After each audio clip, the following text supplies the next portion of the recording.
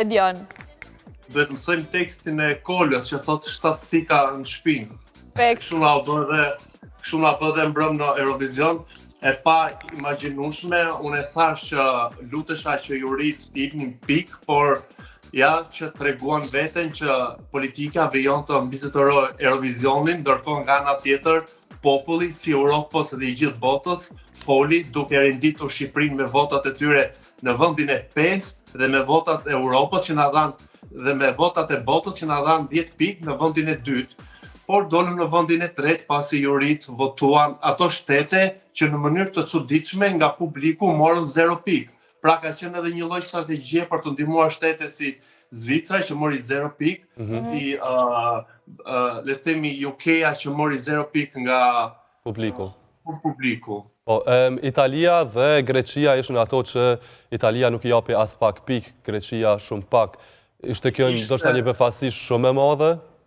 Ishte shumë e çuditshme pasi edhe shtypi italian është marrë në mënyrë specifike me Shqipërinë duke trajtuar tekstin dhe duke analizuar shumë mirë dhe na dhan vetëm 3 pikë. Surprizë e bukur dhe falenderuese ishte Franca që na dha 12 pikë, kurse Serbia s'na dha pikë fare. Ndoshta Edi Rama me këtë pritjen që i boni Francës, ishin ajo që ndikojnë 12 pikëshën e Francës, ç'a thuti?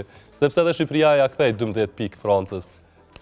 Realisht kënga e Francës ishte një këngë shumë e bukur, është pëlqyer dhe ka pasur një trend rritës për të qenë fituese. Më mirë një këngë e cila ishte dedikim nënës sesa një këngë tjetër. Ishte zgjedhje e mirë.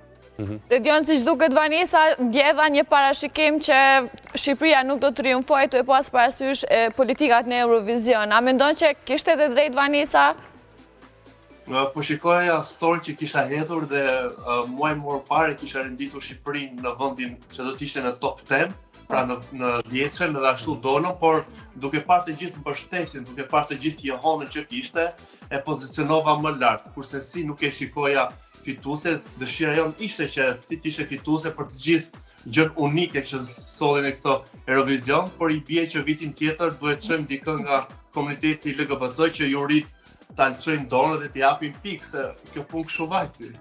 Mendon që kjo është arsyeja nëse Shqipëria do të mund të kishte një pozicion më të mirë?